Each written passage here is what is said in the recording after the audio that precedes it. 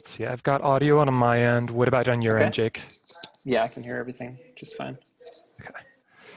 All right. So my name's Christian Haynes, and I'm here for Gamers with Glasses, website that's about to launch later this month, September 2020.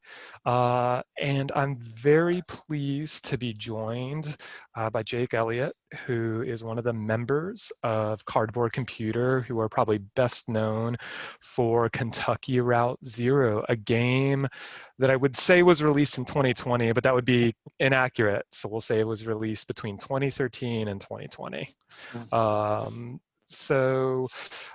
Jake, why don't you introduce yourself? Sure, yeah. I'm Jake Elliott, and I'm actually one of three people who comprise Cardboard Computer. The other two are Tomas Kamency and Ben Babbitt.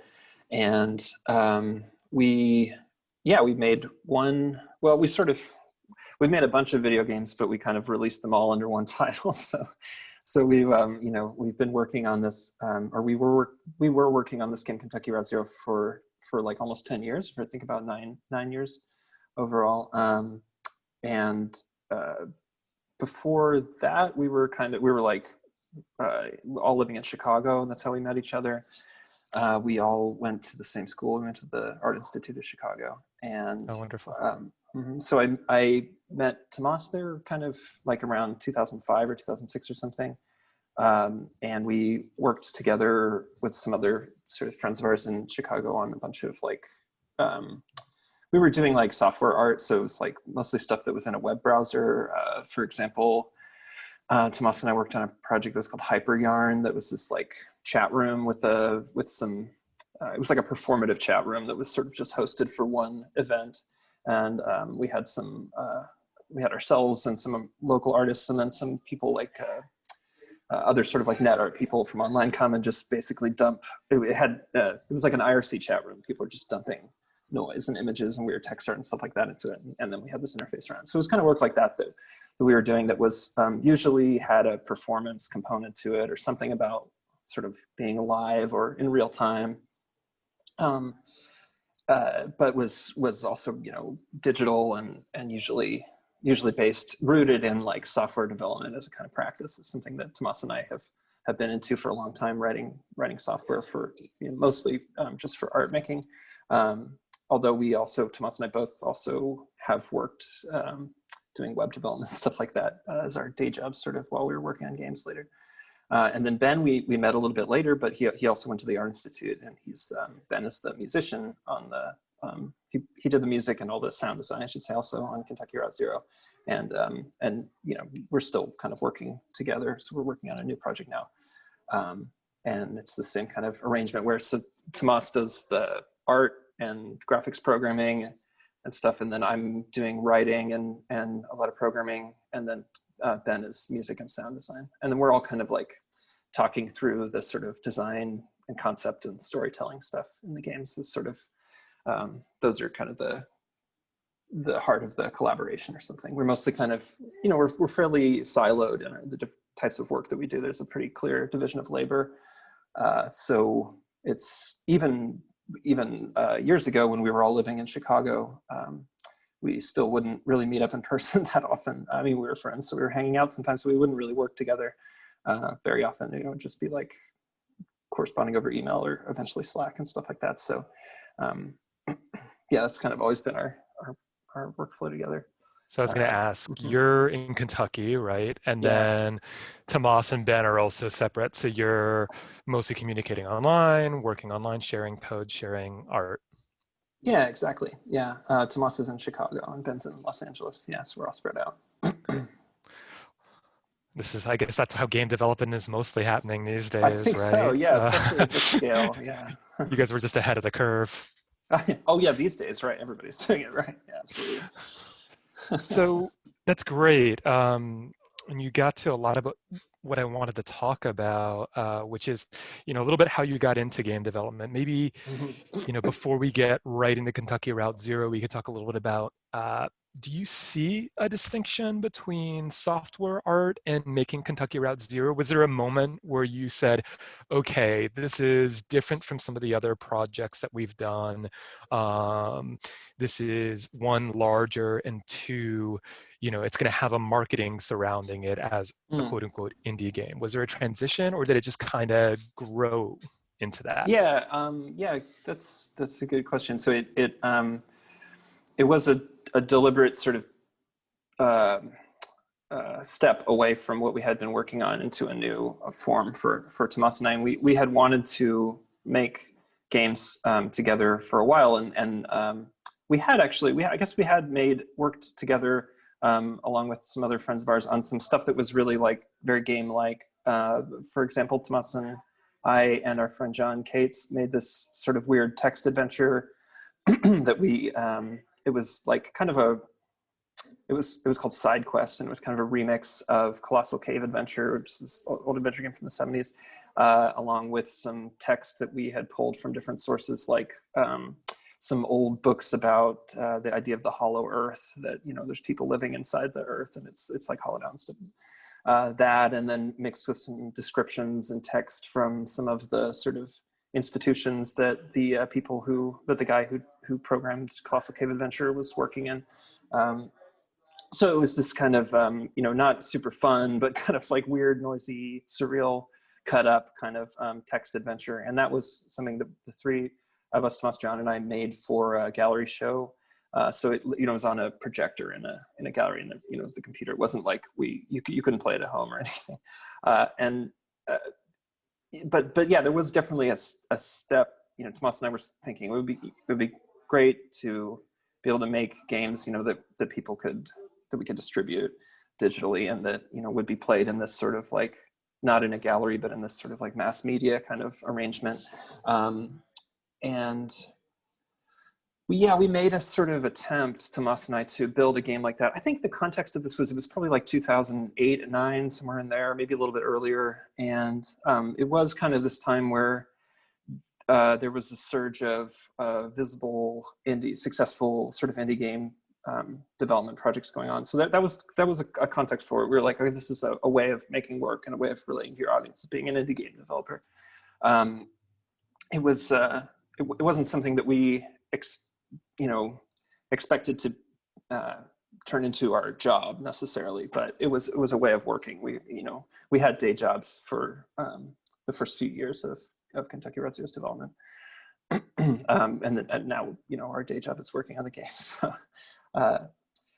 So yeah, there was a shift there. I think also I was really looking at Flash games at the time.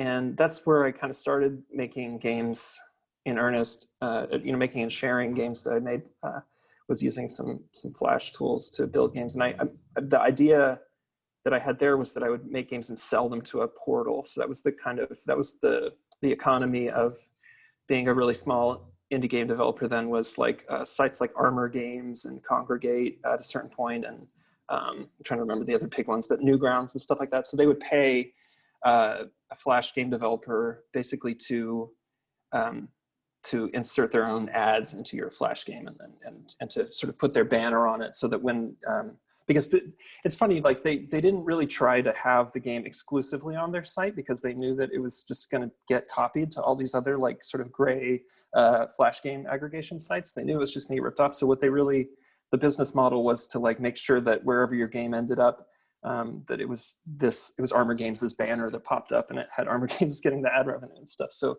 it was a kind of like interesting take on like shareware software. It was like meant to spread, but it was sort of a market driven, spread idea of spreading.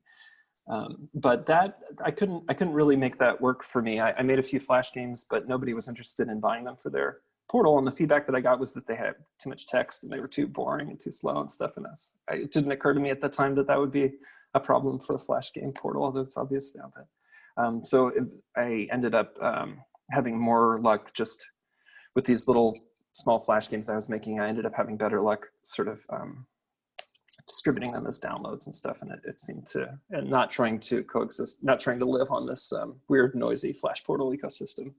And that was, that was where we started. After making a couple Flash games, I was able to kind of figure out the basic ideas, like the basic process of translating an idea or a story into a piece of software like a video game. It's not like a science or anything, but just like going through the process a few times, it's like you start to understand how to reason about, how to do that translation.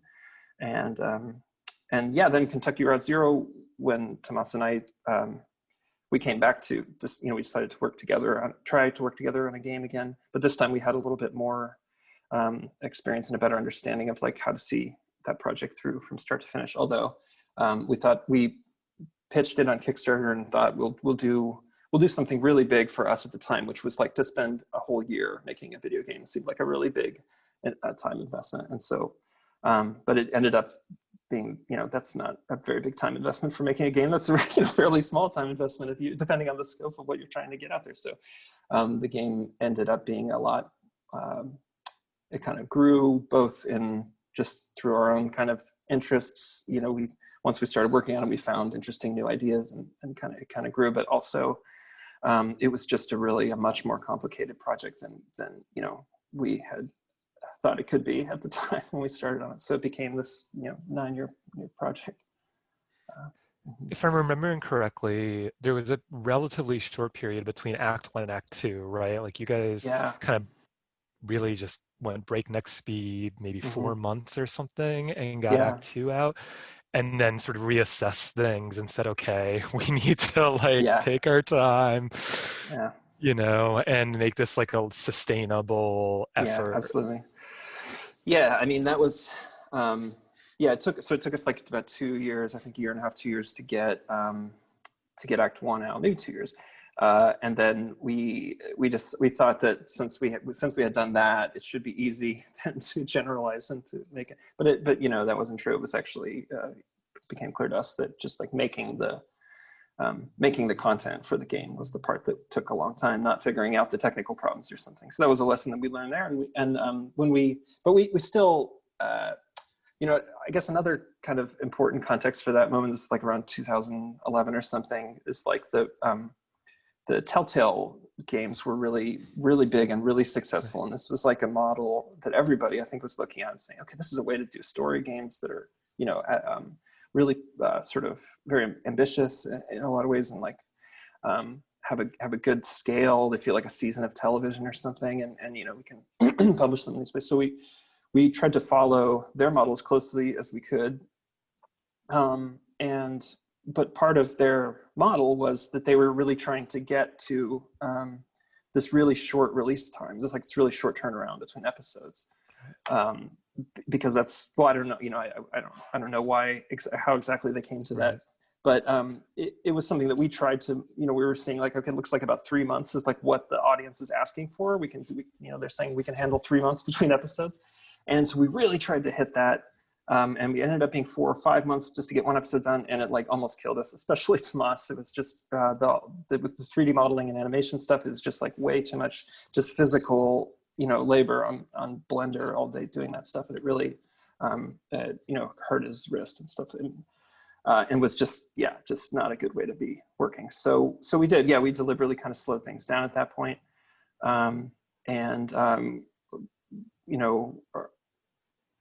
I think it was really good for the work. It was really good for us, and we wouldn't still be here as a team if we hadn't done that. But it was also really good for the work because it gave the work more time to breathe, and that taught us a lot, I think, about just about making sure that the work has space to for you to kind of reflect on it, even just sort of ambiently reflecting on it as you're going about the rest of your life. You just need to give things time, I think, is something that we sort of extrapolated from that experience. Now, I'm trying to sort of imagine how your days would have changed. So you're breaking your backs in this like 3 to 4 month window between Act 1 and Act 2. You're supported by the Kickstarter at that point. And then you release episodically, and then you shift to a little bit slower of a pace. Are you working day jobs at the same time? Are you working, are you coding? was it Unity is the game engine that you guys Yeah, used? So Unity. Hmm. you coding in C# or JavaScript in Hmm. the evening, Tomas is on Blender, and then you're working a day job doing web development, or what it look like? Yeah. It was like that for for most of the development of Act One. I think there was enough revenue from sales of Act One once it actually did come out that we were able to leave our jobs at some point during the process of. I think it was after Act Two. I think is when we both actually quit our jobs. So yeah, I think for most of Act Two we were both working full time, and that was pretty intense. Where was most of that revenue coming from? I know sales of Act One, but what was Yeah. the platform you were most successful with selling it? Yeah, it did pretty well. Even just we were just selling it directly. I say Right, directly. I mean, there was still some kind of, I don't even remember the name of it. We were using some payment collector app then, right. um, and that was pretty good. It was a different it was a different moment as far as just like how much was out there and stuff. And I think I mean, I'm really happy about this moment and all the great work that's out there. But it was a little bit easier then to stand out. So that worked in our favor at that time. And we You also weren't one of got, a million things on Steam yeah, it or was the yeah, Switch well, store. yeah, Steam especially. So that's right when Act One came out. There was also the Independent Games Festival, like nominations or something were around that time, and we our Kersey was nominated. And at that time, Steam didn't have. This was before Steam Greenlight was a thing, and back then this was just like the only way to get into Steam was if you had a relationship or some sort of rep that you knew there or something like that. I had submitted games to Steam before. It was just like this email address that you tried. I tried to send some of my like little Flash games to them, and it's just this email address, and they're just like, "We will not respond to you. Like, if we don't want it, we will not respond to you." And it was hard, but one of the part of the prize for being nominated for the IGF was like that you get to have your game on Steam. And that was huge. And it was Yeah. like, it was early in this. I mean, I think that arrangement had been in place for only about a year when we benefited from it. And so there was, it was just like a really open marketplace in a way. It was, so that was very much to our benefit. But again, I'm much happier with the situation as it is now, where we have like a much more diverse, body of work to play. Mhm. Well, I mean, it's interesting too when we think about like indie games, which we don't always think about indie games in terms of like art, but when we do, it's almost like Mhm. there's this independent art system that exists within a much larger, like capital Yeah. laden Mm. marketplace for games, right? And part Yeah. of it is the challenge to be found, but part of it also just weirdly different funding layers on top of one Yeah. another. Yeah, well, absolutely. But, to be fair, this is also the case in the art world. When we were working in these weird kind of galleries that were, really people's apartments or like really a club or a bar or something like that, and doing basically new media art as a noise show or something. It was like, felt like, okay, we would use like, we would show work in museums or galleries or in this context, but we were like totally, not part of this big, money laundering scheme that is the art world. We were like not Right. connected to this sort of, so it, yeah, but video games has a similar situation where, they're sort of like at once this fascinating art form and also the propaganda arm of the military, and it's just like or all these other things.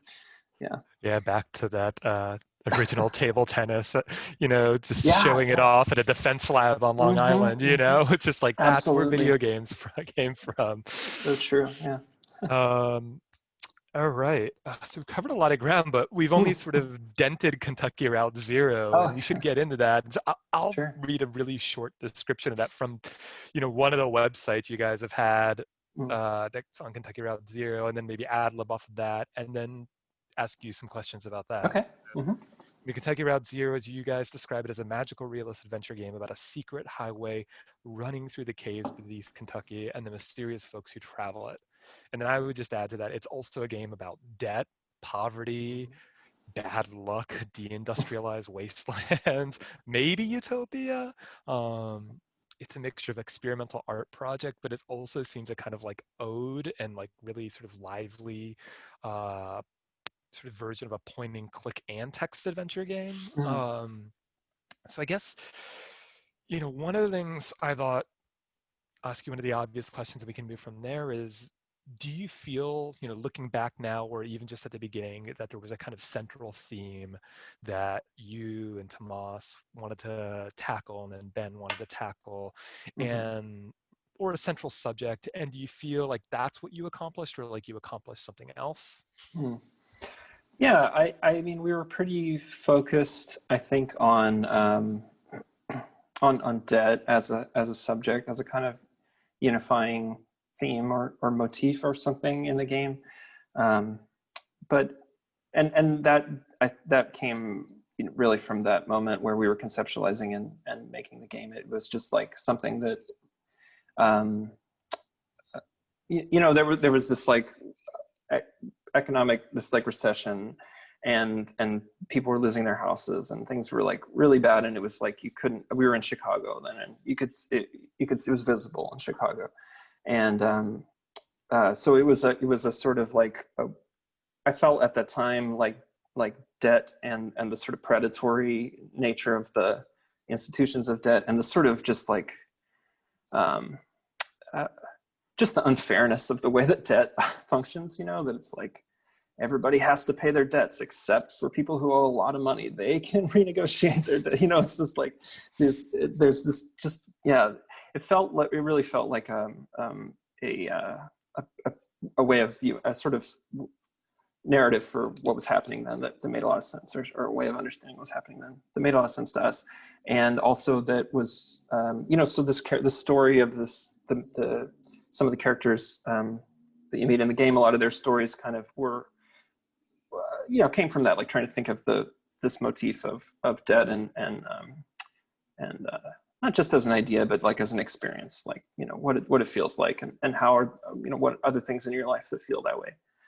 Regrets, addiction, and missed opportunities, and also just like some of the characters who just sort of live with the legacies of these terrible things that have happened to them or something. That they're like the character Ezra in the game, who's this child who's been abandoned by his family. He's got this history, this personal history that he's kind of carrying around with him that he just like really doesn't know what to do with. And that's a feeling, like that's sort of my emotional read on the way it feels to be in debt, especially also like there's a lot of stuff in the game about where about this the power company, that is sort of like trying to collect on the debts, and how just remote and inaccessible they are, and you really can't like get a handhold on what am I even supposed to be doing here now.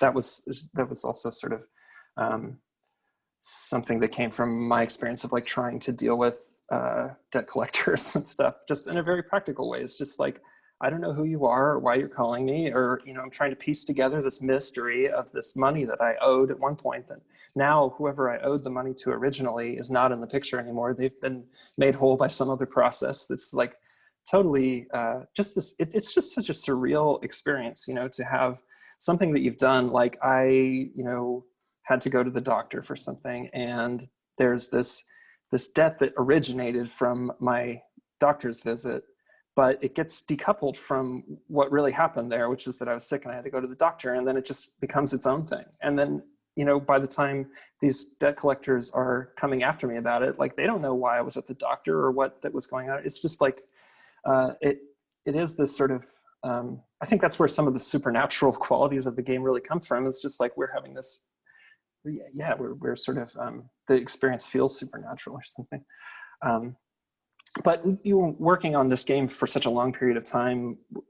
I feel like all three of us really grew through the game as artists and as people, and so it covers a lot of other territory too, because we went through a lot over those 9 years, like everybody else that lived through them did. There's stuff that gets introduced only late in the game. There's like some of the anti-immigrant tension that comes up in in Act 5 and leading up to Act 5. This is stuff that was came from us responding to things that were happening in the moment, around when Trump was elected. And just, so that it is also like, as a work of art made over a period of time, it is also a sort of what you can see it as us sort of processing what was happening in that moment too. And that's something that you can't really plan for, I don't think. And yeah. I mean, it seemed to me one of the strengths of the structure of the game is it had a kind of elastic quality. The episodic quality doesn't just give you time to mull over things, it also gives Mm-hmm. you space to add things, space to Yeah. sort of, if not turn on a dime, then at the very least, say, okay, we need a different angle on this, Yeah. right? And then you literally, I mean, one of the things that I found fascinating in the game as I was replaying it before our interview was just your use of circles and circular structures. Mm-hmm. And I was thinking about the little bit of work I did in Unity and trying to sort of think about the camera navigation there and the way in which you track the camera there. And just, you've got a game that's, instead of being a linear structure where you're progressing forward and upward, you're going in Mm-hmm. circles, but the circles, depending which direction you go, literally on the zero, might bring you to a different place. And so Right. Yeah. it feels like a way in which you're able to respond to history, even as you're going in circles, or because you're going in circles. Yeah. That's really nice. And I also like that, that once you release an episode, you can't go back and change it, really. I mean, you probably could, but we decided not to. And, so there's some that you see this in television too, like where they'll have like an episode in season 2 that sort of retroactively changes something in season 1 for thematic or continuity reasons or whatever, but they can't go back and reshoot the episode in season 1. So you have this sort of history in the work, of the development of the perspective or of the context of, whatever. And so, yeah, that's in Kiersey also. I mean, I think I changed maybe 1 or 2 words in Act 1, just, out of, I don't know, I don't remember what reasons, but we really tried not to mess with things that we'd already published. Yeah. Excuse me. So, there's a lot we could talk about, but I thought maybe just talking a little bit about Kentucky and Mm-hmm. how Zero, the highway ended up in Kentucky. I know I've Yeah. read a little bit about that. Maybe you could talk a little bit about that, and also a little bit about the challenge of writing about a place like Kentucky that all too often, the only kinds of representations of that area of the country are in, shows like Justified, or you Mm. get like Hillbilly Elegy, that kind of like Appalachia that can very quickly turn into stereotypes. So how Yeah. did you avoid doing that? What's your relationship to the place, Yeah, yeah. So yeah, I live here now. I didn't grow up here. I only moved here about 6 years ago, like while we were working on the game. But the reason that I moved here is because my wife is from here and her family is all here. So we moved down here when we had kids to like be closer to her family. So before that, even before we even started working on the game, we were coming down to Kentucky a lot, and yeah, driving on this, especially on this stretch of highway that is in the game that goes between Elizabethtown and Nashville. So this is where we have family in both of those cities. So we were driving a lot in that, and we passed by Mammoth Cave. And I think it like the setting for the game kind of started with that cave, but which is interesting to us for a lot of reasons. One of which is the sort of game historical connection that it has, like I mentioned, to Colossal Cave Adventure. But it's also just like I think, to answer your question about avoiding this sort of stereotypes, I think I think that a lot of that came from just being here and just it's about. I mean, this is like where my wife and her family are from, and I'm just like with people here all the time. It wasn't like a version of the. It wasn't that this selection of a site for the game, it didn't come from media. It came from being here. So I think that helped, and we were aware, obviously, of these stereotypes, and wanted to kind of push back against them. So wanted to represent the reality of the state, which is that there are not, there are artists here. Not everybody is a coal miner. There are coal miners here, but it's like they're like oh, there's also, it's sort of late in the game. This book that came out that was really important. All three of us read it and talked about it a lot. Was What You're Getting Wrong About Appalachia by Elizabeth Catt, which is a sort of in part a response to Hillbilly Elegy that you mentioned. And even before she published that book, we had been reading her writing for a few years about that subject, because I think that she wrote this book also in response to this flood of sort of like around when Trump was elected, like to this flood of, articles about Trump country and stuff like that. And so this sort of like another kind of like really narrow view of like who the people that live here are and what they're doing. So definitely it was, clear to us midway through the project also that there was this new sort of emerging narrative about the place that we needed to kind of push back against. Not that that's like a new narrative per se, but like this new kind of importance of Appalachia when people are, talking about what happened with Trump's election or his last election. Yeah. So what else can I tell you about Kentucky? Yeah, I don't know where I'm that. No, that's great. One of the things I love about the game is that, as you put it, there are so many different types of people that aren't just Yeah. there, but they're mixing, and you Yeah. pick up Yeah. people as you go. You pick up Shannon right away, Right. and you end with Shannon, but you don't Mm-hmm. just have Shannon, you have Emily, you have, so many different characters. I did a Mm-hmm. running list of all the characters the second time around. And by the time you get to Pueblo de Nada, you've got maybe 20, 30 characters that, Yeah. if you don't feel like you know every single one of them, you feel like you have some sense of their character. And even the kind of sort of post-game, post-Act 5 sequence where you're back with Mm-hmm.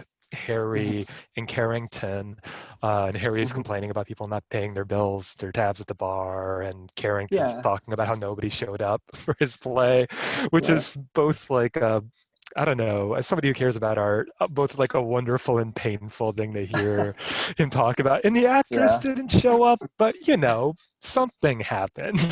Yeah. Yeah. So I love that. And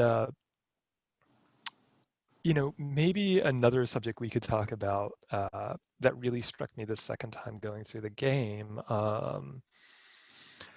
was there's a passion, it seems to me, in this game for dated media technologies, for Yeah. analog media, for everything from VCRs to tape recorders and theremins. And Mm-hmm.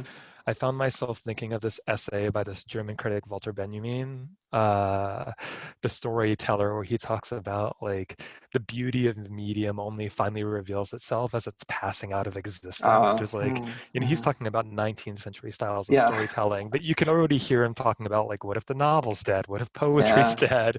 Yeah. I mean, he had his moments. And so just what brought you to, I mean, everything from mainframes, like that moment with the Yeah. mainframe in a cave, which I imagine is not unrelated to, the work that was done to map Mammoth Cave, which then Mm-hmm. became Colossus Cave Adventure, and then just Right. kept going. So, Yeah. Yeah. Well, I think, yeah, it's really true that's a funny observation about media. I mean, there's another thing that I've heard people say is, that a piece of software, I think it was about software, that it sort of gets more, it only becomes sort of socially interesting once it's no longer technologically interesting. This is another one that I've heard. But it's just like, there's something about the newness, the novelty of tech that sort of like really kills it for people, who actually want to use it. It's kind of curious. And I think um, that quality of that obsession with novelty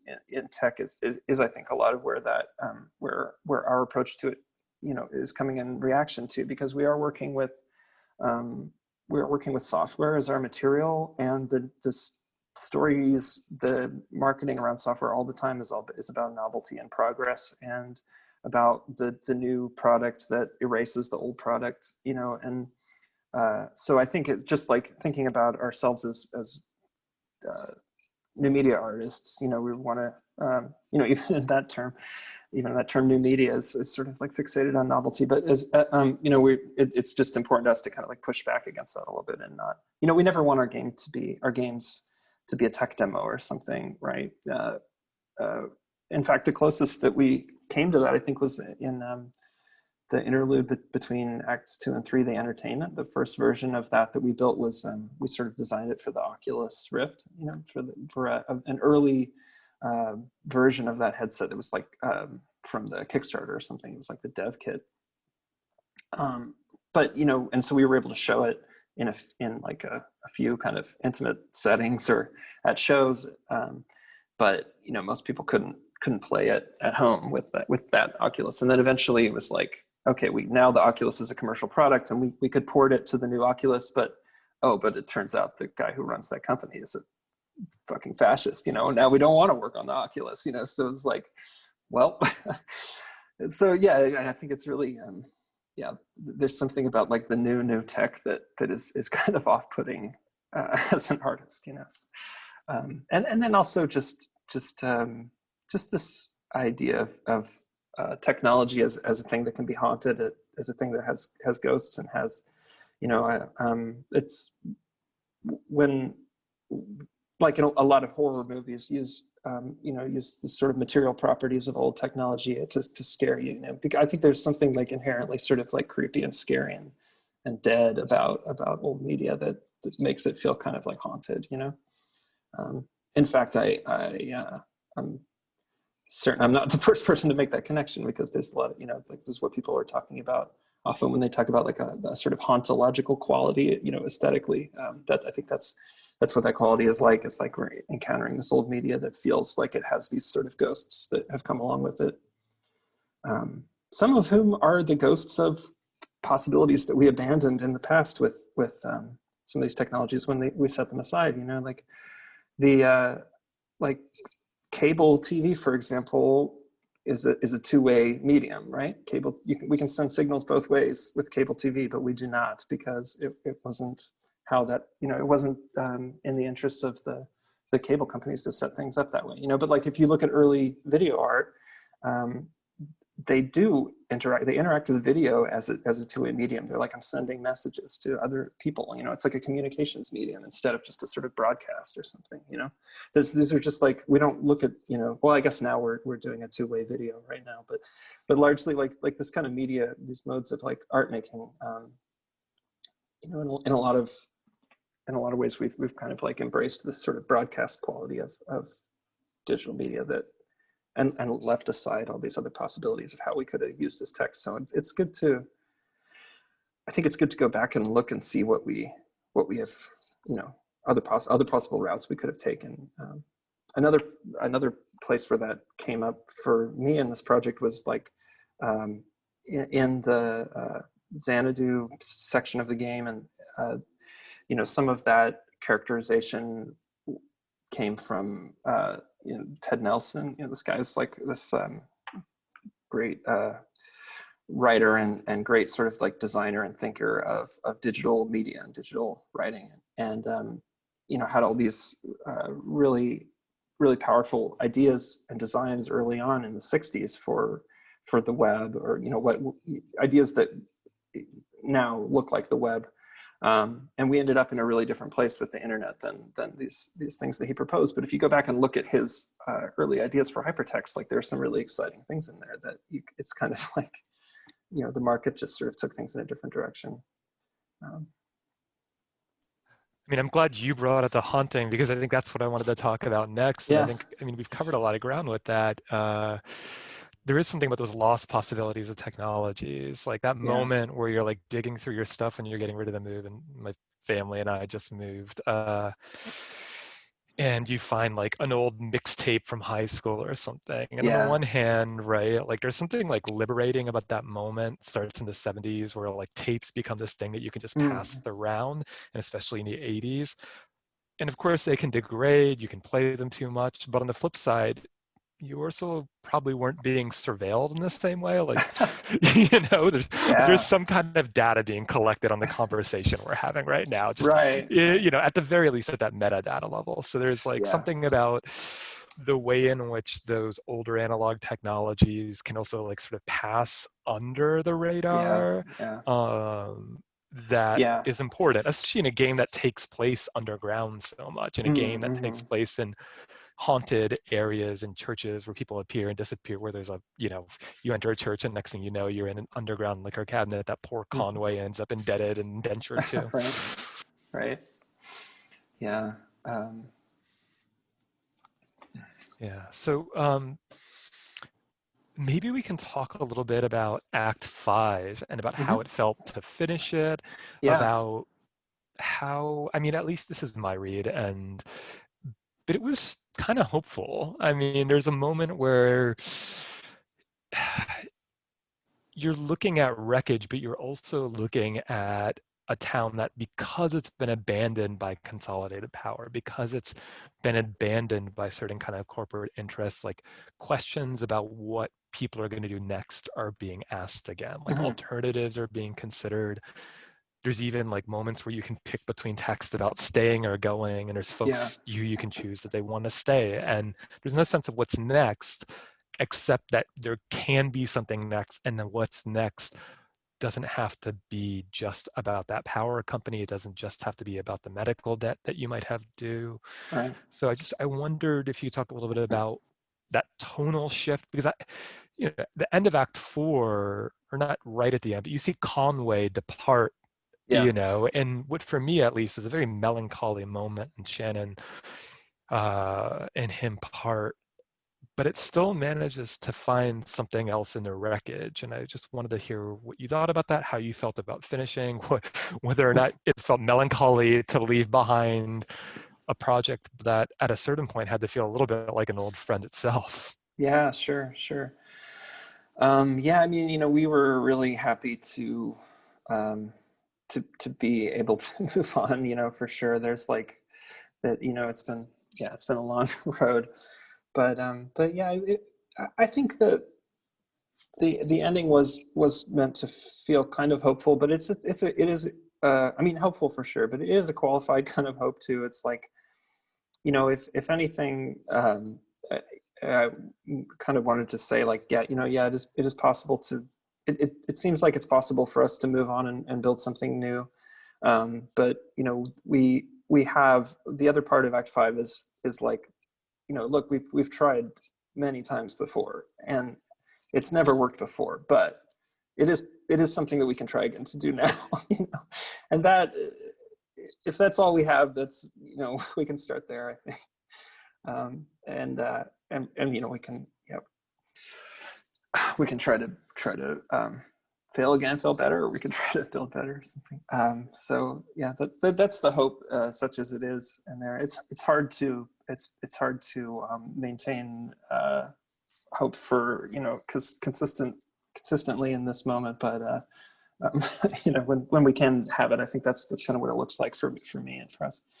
But yeah, it's as a conclusion, we're it was a really good thing for us to work on last. I think it comes back to a lot of ideas that we set up early in the game, just formally.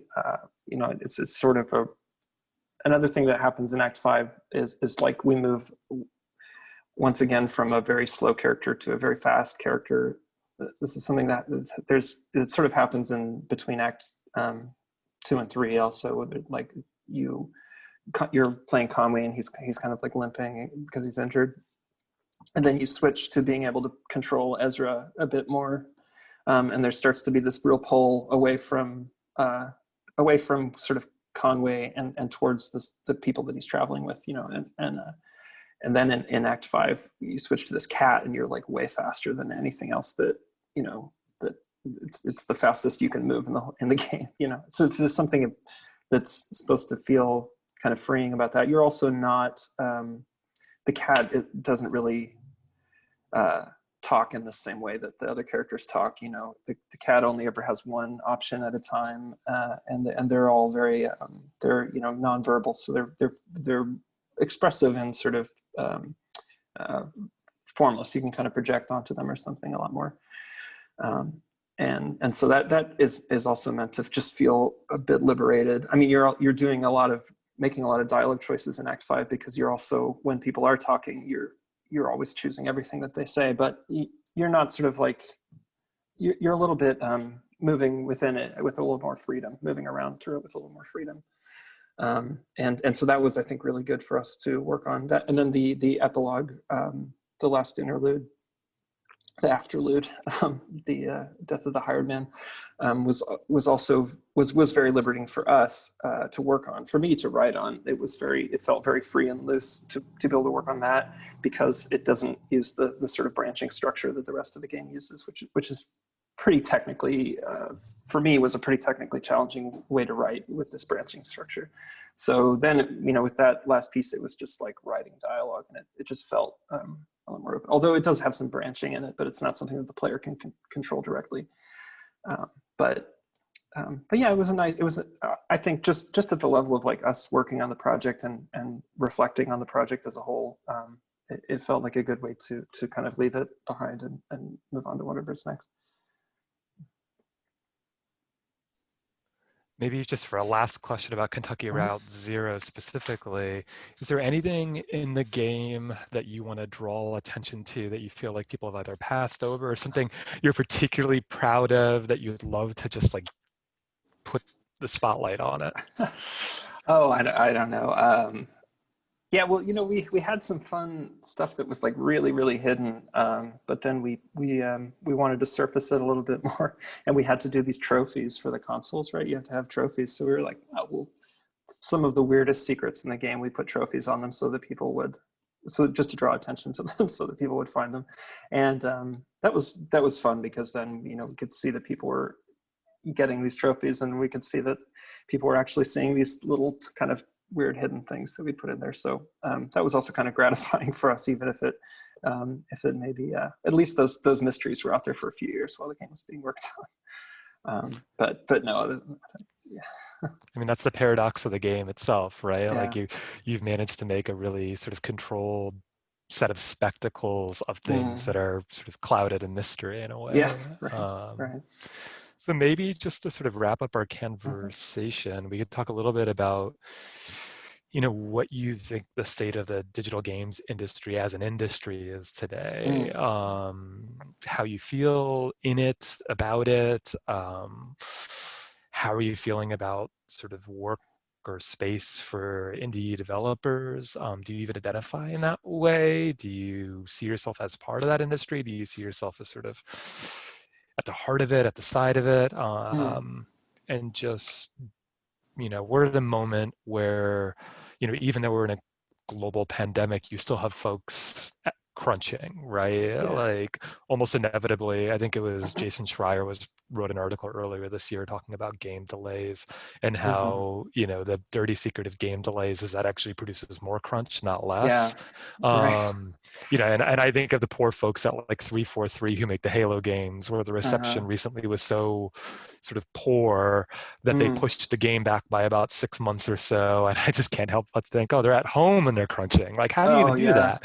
You know, how do you crunch at home while having a cat, you know, sort of meowing for you, a kid, and, exactly. you know, partners and things like that. So I'm wondering how you're feeling about the game industry, or how you're feeling about your place in it. You know, there are unionization efforts going on right now with Developers Unite, which is exciting. So that's exciting. The unionization push is exciting to me. You know, I've never worked for like a games company or worked on a commercial game outside of working with Ben and Tomas and this. So I don't know what it's like to work at one of those big companies or something. But I'm really, you know, I have read the same stuff that you've read about that kind of crunch, and I know what crunch looked like for us as a small studio. And yeah, it was, you know, working that much on this really technically and physically sometimes demanding work is pretty, I say physically demanding because, you know, the strain stuff with like, this is more of an issue for for Tomas for sure with the kind of work that he's doing. But yeah, it's pretty yeah, it's encouraging to see that, and it's encouraging to me also to see some of the, well, I mean, I hope that some of these shakeups with some of the, you know, like executives and stuff that are getting some attention right now for sexual harassment stuff. I hope that leads to some good, leads to some good changes. But I'm not very, I don't feel close to that at all. I don't even really know very many people who work in video games. So, you know, it's like, it's not even really a social scene for me, you know? So, yeah. And I think it's always kind of felt like that for me. Even there, you know, there was, like we were talking about earlier, this like indie games economy for a moment. You know, that was like where there were a small group of people who were having these kind of runaway successes, and we benefited from that wave of attention and stuff, and benefited from the beginning of the kind of opening up of some of the distribution channels. But right now, what I'm really, you know, what I really feel more connected to, and I'm really more excited about, is like the really small work that's like that you can find on like itch.io, and that stuff is, you know, I feel like I've been watching like Twine games and like small Flash games, and it's just been a continuous presence of this kind of really exciting, fringy, weird work that's usually, you know, made by an individual or a really small team, that you still, I wouldn't really call indie. Like it doesn't indie as a term that maybe that, like, I guess comes from film and music. Like it doesn't quite it doesn't quite suit that work. As like more like fringe and more like sort of I don't know, they're like sort of checked out from the idea of like making games work as a product at a certain scale or something like that. That works really exciting to me. You know, our team, we were trying to make a living with this, and we do have you know, we have this cool relationship now with Annapurna, who's like been a really great publisher for us. And I'm also excited about the work that's coming out from that kind of, you know, there's some other like publishers who are putting really good money behind really interesting narrative projects and interesting teams and stuff. So that's really cool. It's hard to think about that at scale. And it's also like when you're working with, you know, larger budgets, I feel like it makes you vulnerable to you know, you kind of have to make more money back, and there's like vulnerabilities to different kinds of like swings that can happen in the market or in public interest, and like you know, I don't ever want to be in the position where like I have to make hits in order to have a career, you know, or in order to have a practice that I maintain anyway. Like if we're not able to make kind of weird games in the style that we want to, we probably would get day jobs again and just do smaller games, you know. So I hope that yeah, I don't know. I hope that spaces like Itch will continue to thrive, and that we can just, you know, keep getting because yeah, Itch has been really good, I think, for being able to drive some money to some of these smaller creators and make their work sustainable for them, even if it's not turning into like a career. Just to make that, doing some of that work sustainable is a great place to start, if that makes sense. No, it totally does. And Mm-hmm. I mean, that question of scale, I mean, you think Yeah. of, you know, the Telltale sort of horror story was they scaled up so quickly and took on Yeah. so many Yeah. licensing fees that they had to Right. keep just burning, you know, the candle at both ends, that they just financially imploded because they were burdened their licensing fees. They constantly had people on their back about, okay, what is this Mm-hmm. going to look like? You have all kinds of restrictions because of the licensing. And Mm-hmm. so, you know, obviously there are dangers there in terms of Yeah. how you take on certain kind of investors and things like that. And you know, maybe the last question I really have for you, and I know, you know, I don't want you to talk about your next project, but maybe we could talk a little bit about how you see you and Tomas and Ben going into this next project. Mm-hmm. Do you see you know, are you already talking to Annapurna about support, financial support, material support? Are you sort of just winging it and then going to them later? Do you see yourself releasing the game in pieces again and maybe pieces of it go on itch, either in prototype mode or maybe not a prototype, but episodically again. Hmm. Is there anything you learned that, from doing Kentucky Route Zero that you definitely don't want to do again, or that you definitely Sure. do, Yeah. Well, yeah.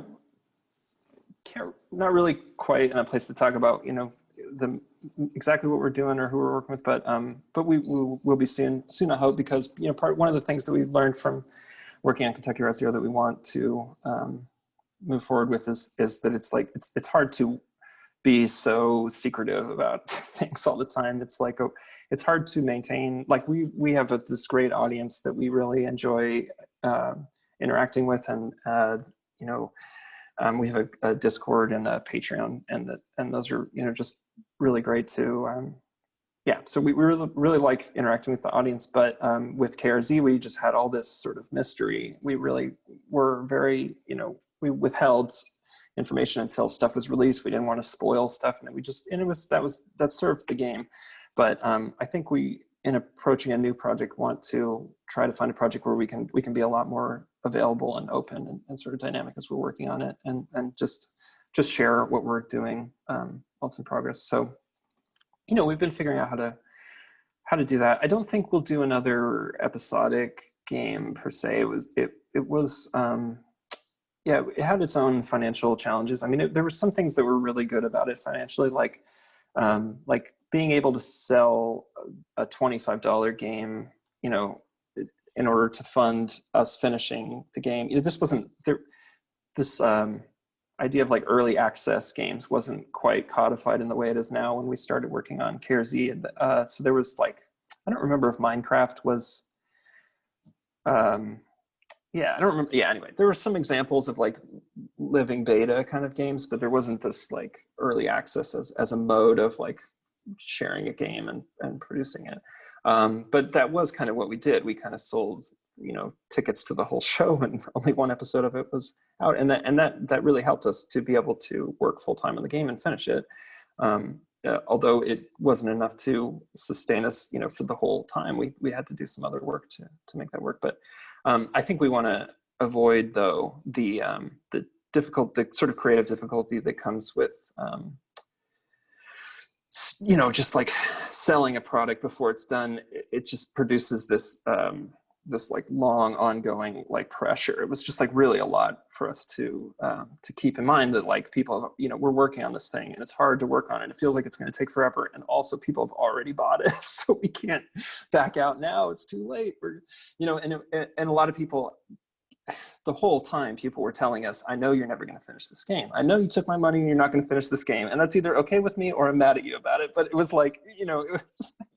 we heard that story a lot. And it was no, we always believed that we were going to finish it. We never doubted that we were going to finish it eventually. But it was a lot to bear for that whole process while we were working, putting a ton of time into this game. So I don't really want to be in that position again. I think the three of us would really rather, work on something, share pieces of it while we're doing it, and then share it when it's ready as a whole product, as a whole game. There are a lot of creative things that, as I said, the three of us really grew through this project and grew into this project as we worked on it. As artists and game developers, I feel like most of what I know about making video games I learned from this process. And so there are a lot of things that we will apply to the next game. But most of all, I think just again, this understanding of how to take an idea and a story and sort of run it through the treadmill and come out with a video game on the other end, just how to think about that and how to I'm looking forward to going through that process and not being completely bewildered this time. I think I'll maybe only be 80% bewildered, but we'll see how it goes. Well, I think, if you didn't have a little bit of bewilderment, right? There wouldn't be the same sort of energy in the game, absolutely, right? That's, absolutely. you need that. Mm-hmm. So let's just, call it Okay. the interview. Thanks a bunch for taking the My time, pleasure. Jake. Yeah. And here I'm gonna push the pause on recording.